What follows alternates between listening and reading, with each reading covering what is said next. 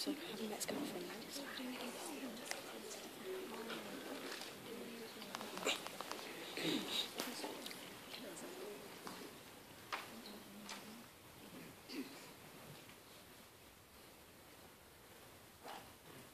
There was no possibility of taking a walk that day. We've been wandering indeed in the leafless shrubbery for an hour that morning. The cold winter wind had brought with it clouds so sombre and a rain so penetrating. That further outdoor exercise was now to the question. I was glad of it. Never liked long walks. Dreadful to me was the coming home in the warm twilight, with thick fingers and toes. John, the brother, was 4 years older than I, for I was but 10. He bullied and tormented me. Not once or twice a week, nor 3 or 4 times a day, but continuously. Every nerve I had feared him, and every morsel of flesh on my bones shrank when he came near. What were you doing behind the curtain? I was reading. Show the book. You have no business to take our books. You're a dependent. Mama says you have no money. Your father left you none. You ought to beg. I'll teach you to rummage through my bookshelf. For they are mine. All the house belongs to me. Or will do in a few years. Go and stand by the door. Out of the way of the mirror and the windows. I did so, not at first aware what was his intention. But when I saw him lift and poise the book, And standing up to hurl it, I instinctively started aside. not soon enough, however, the volume was flung. It hit me, and I fell, striking my head against the door, and catching it.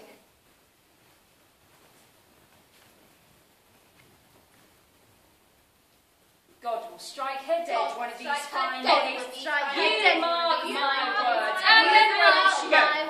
Straight to hellfire, that devil child. God will strike her dead one of these fine days. You mark my words. And then where will she go? Straight to hellfire, that devil child. Devil child.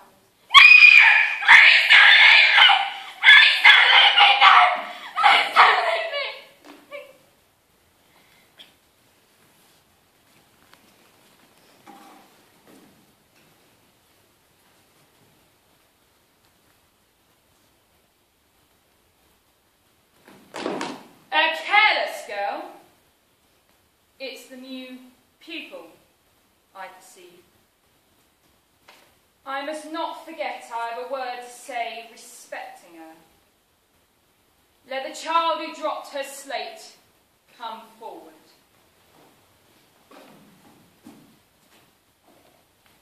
You all see this girl? You observe that God has graciously given her the same shape he has to all of us. And who would have thought the evil one had already found a servant and an agent now? It is my duty to warn you of this girl. Be on your guard against her. Shun her example. Exclude her from your game. Shut her out of your conversation.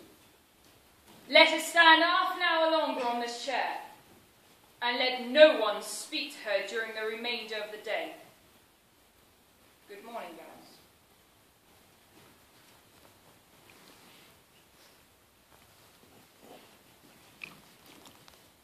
Good morning, Mr. Brocklehurst.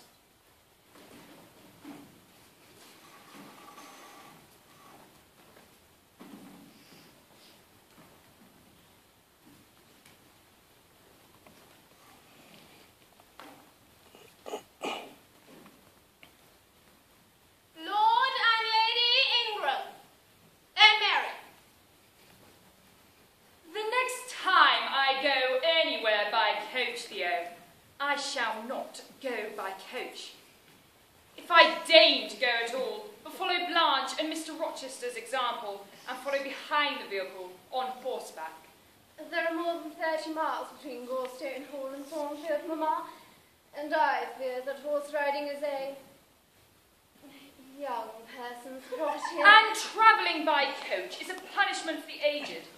A saddle, at least, is fashioned to fit one's figure. That coach is as hard and as flat as a poorhouse bench. It's true, though. I swear that coachman went out of his way to jot along every rushed cart track he could lay a wheel to. I would have ridden with Blanche and Mr. Rochester myself had Blanche not intimated that my company were not welcome. His is little puppet over there. Won't she be Mr. Rochester's ward, the French girl he told us of? I thought Miss Mr. Rochester was not fond of children. Nor is he.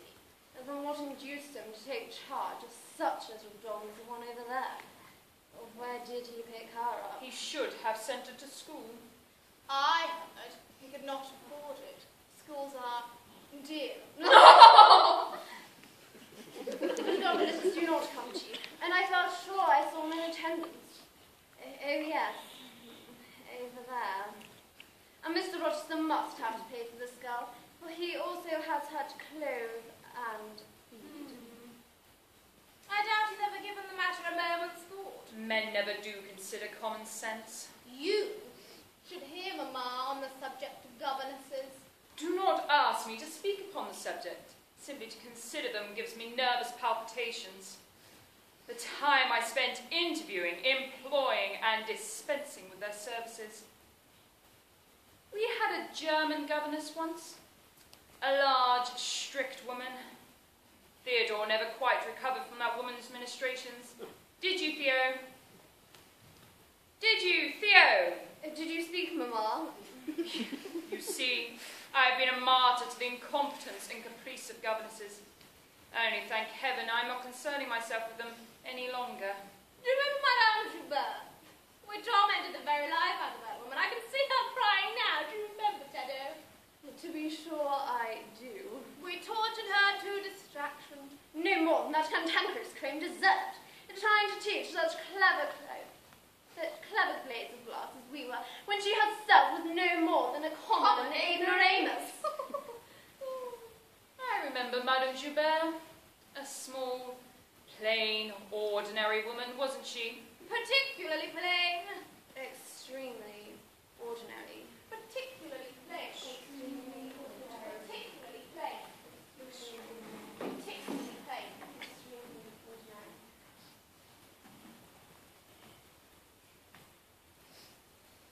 Look at yourself, Jane Eyre. For shame. How did you see yourself before? Did you imagine for one moment that he was taken with you? Did you believe? For one single second. There was something in you that might please him. Him. You. What did you think you were? What did you imagine you were about? I'll tell you what you're going to do, lady. Now, beginning this instant. You will take up your tools and your sketching paper. You will look into this mirror which holds no secrets. You shall draw yourself as you are, straightly and faithfully. And underneath it write, Portrait of a governess. Disconnected. Or and you will take your pastels and use them to capture a second portrait. The loveliest face you can conjure. A woman not only of beauty, but of titled rank. And write underneath it, simply, Blanche. What is it, man? She was like an animal! Oh, I could do some good. She seemed so calm at first. sucked at the blood. She howled at me. I swear she meant to drain my heart. I wish to God I could forget it. I shall never be able to take this night from my memory. I warned you, you should not have gone near her on your own.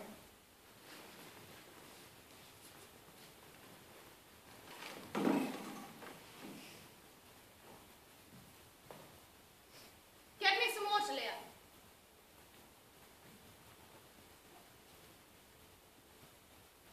Who's this Leah? Leah went back inside the house, sir. Who is this? Who is this? Answer me, speak again. Would you care for some more water, Edward? Who is this? What is this? Is this her size? Is this her shape? And her voice. She is all here. Her heart, too. Gina! I will come back to you. The sun has come out, and it's dried up all the raindrops. Summer breeze is warm. Shall we go for a walk? How funny, sir. I'm in so much lower stature than yourself.